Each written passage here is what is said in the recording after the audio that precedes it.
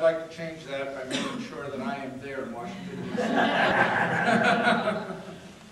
Well, the question is, what is the biggest issue that we see facing America, and how would any one of us, as a member of Congress, address it? And I'll tell you that from my perspective, the most significant obligation that the President, as the head of the executive branch, and that Congress, as the legislative branch, have as a duty to provide for the safety of all Americans. Americans here and Americans abroad. We prevent a second 9/11 from occurring on this continent through attention to our military forces and their proper deployment. We also prevent it through preventative intelligence work and by making sure that we take the steps to protect our intelligence services so that they have the tools that they need to protect this country.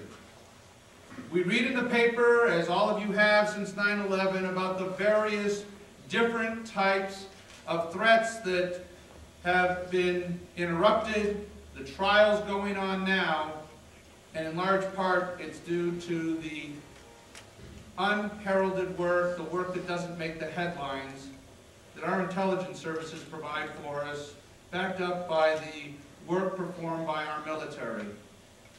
I will be an advocate in Washington, D.C. to make sure that such law as FISA, a law that Congressman Hodes has voted against a couple of times, notwithstanding that Democrat senators joined Republican senators to forge a 69-vote majority to provide the kind of protection needed to our intelligence services, and that included such senators as Senator Webb from Virginia, who was a critic of the Bush administration, Senator Feinstein from California. They joined with Republican senators to vote in favor of a FISA that provided for telecommunications protection so they couldn't be sued by lawyers. Congressman Hodes wouldn't do that. My vote, if I had been the congressman from New Hampshire, from the 2nd District at that time, would have been entirely different. Legislation that will protect this country will always have my primary attention. It will always have my support, because the safety of American citizens is the #1 obligation that the government owes to its citizens. Thank you. All right, second question, starting with Mrs. Horn. What is your opinion?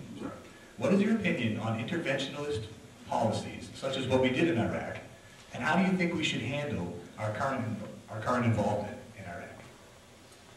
The most important thing we have to do when it comes to where we are in Iraq today is stop and look at it from today. The biggest problem that we have faced in progressing forward successfully in Iraq is the partisan bickering that we have, that Congress has been engaged in for the last several years. It has become one of those issues that they use to poke at each other constantly, one side to the other. We need to stand where we are today and say, what is in the best interest of our nation going forward from here? What mistakes have we made? Where were the mistakes made? How do we avoid making them again in the future? And what is in our best interest from here moving forward? We have got to come to the table together. We have got to be able to work toward a solution together.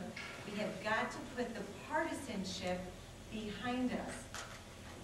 As far as Congress's responsibility in Iraq, they need to step back and let the folks who know what they're doing in Baghdad, in Fallujah, in Mosul, the guys on the ground in Iraq, the ones who know what they're doing, do their job.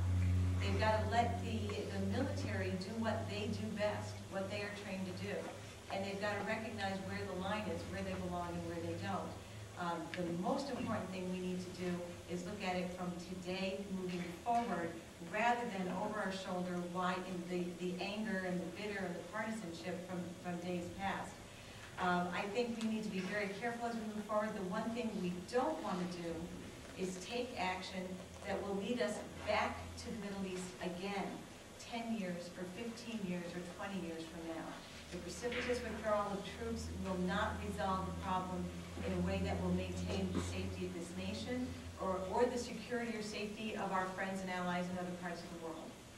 So we need to sit down, work together, and look from here forward. What is in our nation's best interest starting today?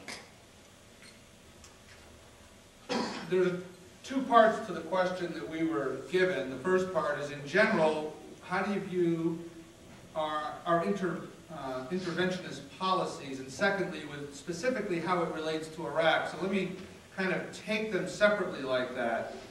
If you go to my campaign website, and like all of us, there's some literature out there that will direct you to www.joinjim2008.com. You'll see that with the permission of General Colin Powell, I use the moniker that I'm a Colin Powell Republican. And that's due in large part to the fact that over 10 years ago I was co-chair of an effort here in New Hampshire to try and draft him into the presidential race.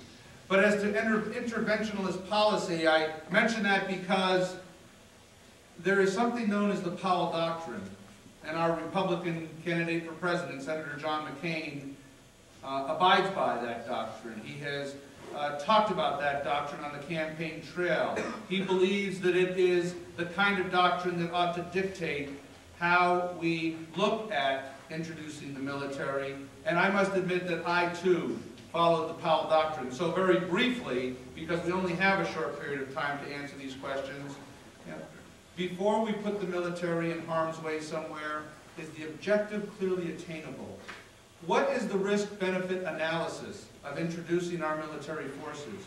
Have we exhausted all other options? Haiti is a perfect example where we were able to find another solution. Can we avoid long-term entanglements by our military being stationed somewhere beyond the useful shelf life for which they've been employed? What are the consequences of employing our military? Do the American people support introducing our military forces?